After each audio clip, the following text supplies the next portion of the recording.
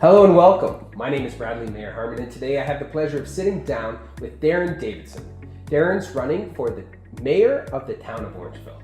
Thanks for being here, Darrin. I don't know why, man. It happens. It happens. Yeah. So today I want to talk to you about infrastructure, Sure. Specifically related to Orangeville. Yeah. What are some key points on infrastructure that you would bring up if elected? Well, let's talk about infrastructure and define what it is. What is infrastructure?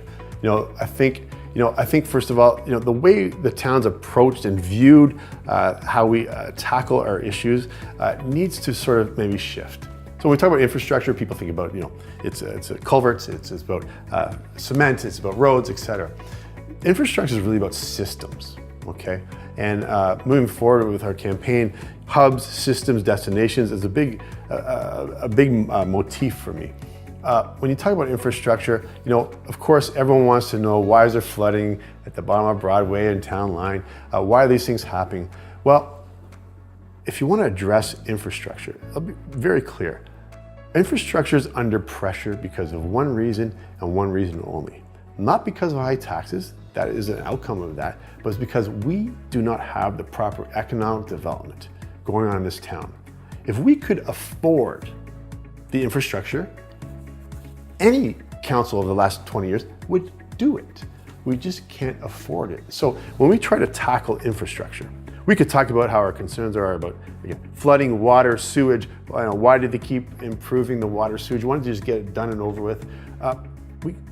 Those things need to be talked about and need to be investigated, right? But the reality is, why don't we get at the heart of the matter and relieve the pressure by investing and understanding that if we don't take a critical look at economic development in town, that this will continue on no matter what. We could bring in the best people in the world, talk about water, sewage, roads, and all that stuff, right? But if we don't have the funds to provide the materials needed, it doesn't matter how you approach it. I think it's important, again, economic development.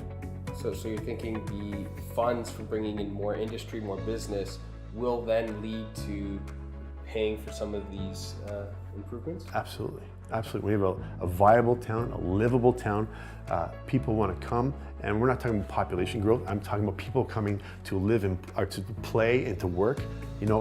We have so many people that leave our town to go elsewhere, drop their money there, spend their gas there, and then coming back. What's wrong with having it reversed and coming in to see us and enjoying our education, our culture, our industry that we can build? I do like that in the sense that you're right, it's considered a bedroom community as far as real estate agents are concerned. Yeah. But with the limitations on the size of the town, yep, and the fact that it remains the hub for the county, why couldn't it be the place where people go to work? But it could. A lot of people say there's not a lot of land here. And in the big scheme of things, we have less land than ever, obviously.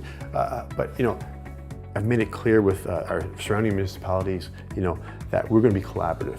And I already talked to some of the leaders saying, I have no problem bringing business to town. And if it happens to be placed outside the Orangeville borders, as mayor, my duty is to protect the interests of the corporation of the town.